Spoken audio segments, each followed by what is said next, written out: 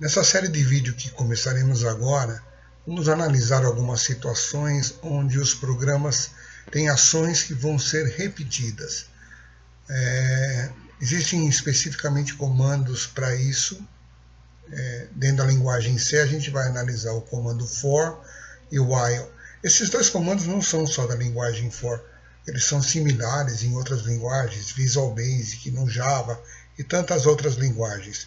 A gente vai trabalhar aqui com a linguagem C, por ser a mais prática no momento aí, para a gente avaliar o conceito da linguagem com esses comandos, ok? Ok, então vamos lá.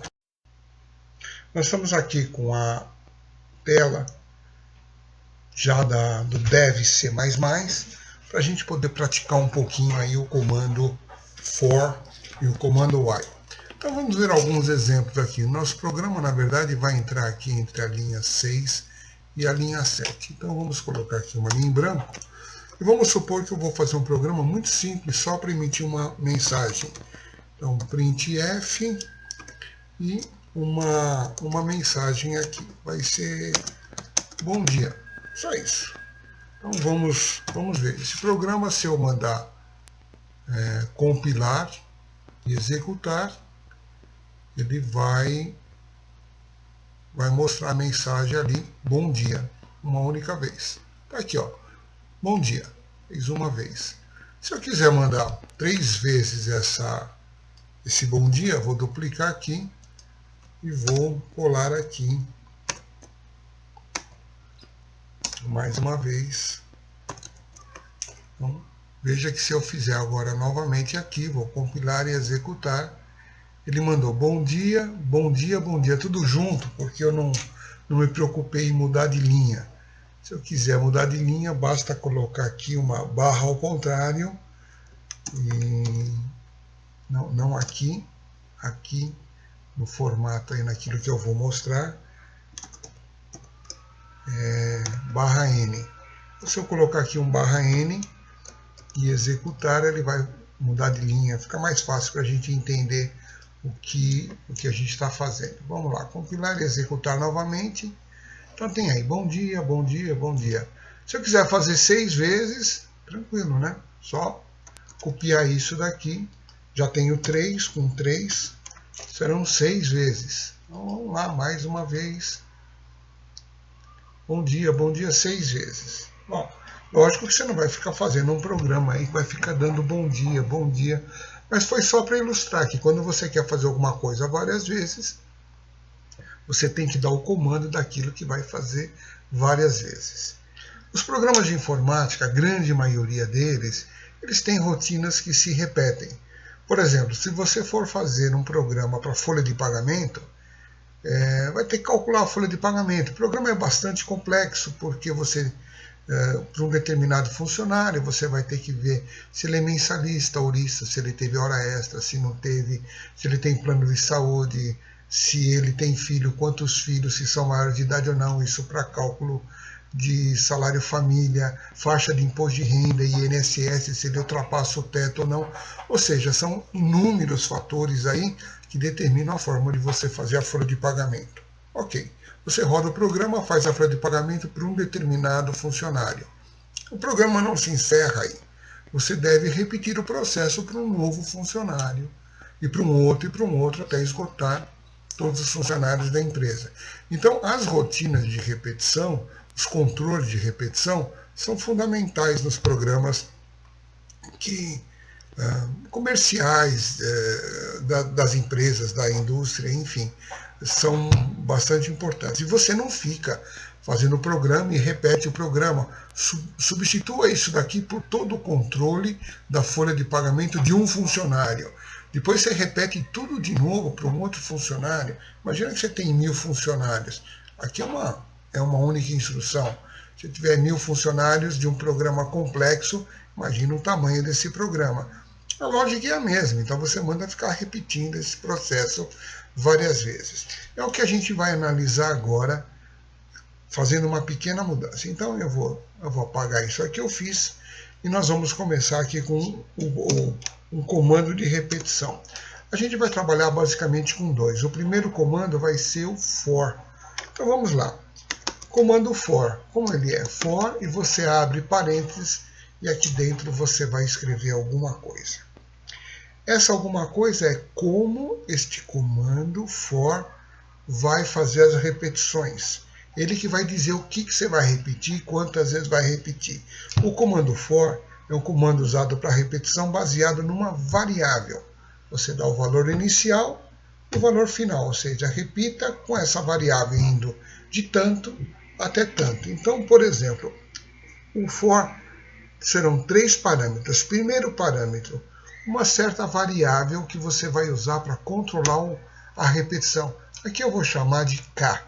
Uma certa variável k, e você atribui um valor inicial para ela.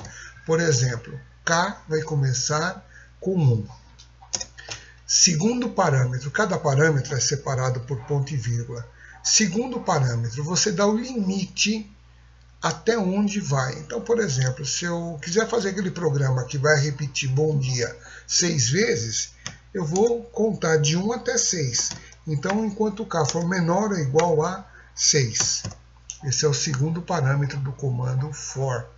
Então, um certo k vai começar com 1 e ele vai até 6, inclusive 6. Aqui eu poderia ter colocado k menor que 7. Ele iria parar no 6. Eu prefiro essa forma do valor inicial e o valor final, fica mais claro para a gente ver. O meu k, que é a variável de contagem da repetição, vai de 1 até 6. E como terceiro e último parâmetro do for, você coloca aqui como é que esse k se comporta em cada vez que repetir o processo. Eu vou dizer que o k ele vai aumentar de 1 em 1. Então eu coloquei aqui o valor do k é igual a k mais 1. Cada vez que passar por aqui, o k aumenta 1. O que está aqui nesse pedaço é a descrição de como esse comando de repetição for vai acontecer. Você escreve isso entre parênteses. Então são 3 parâmetros, a variável de controle com seu valor inicial, essa mesma variável de controle até o limite aonde ela pode chegar e como ela se comporta. Ela vai aumentar de 1 em 1. Terminado isso daqui, você abre bloco. Veja que eu acabei de digitar o abre bloco, o deve ser mais já me colocou aqui na linha 9 o fecha, porque todo abre tem que ter um fecha, isso ele faz automático. Se você estiver usando um outro editor de texto, toma cuidado que o fecha pode ficar por tua conta. Aqui o deve ser mais já começou. Então na linha de baixo, então o meu bloco é tudo que estiver entre o abre e o fecha chave. Então ele vai repetir isso algumas vezes e aqui vai ser, então no caso aí, o comando que eu queria dar, que era bom dia. Pronto, esse comando, esquecendo aqui o ponto e vírgula.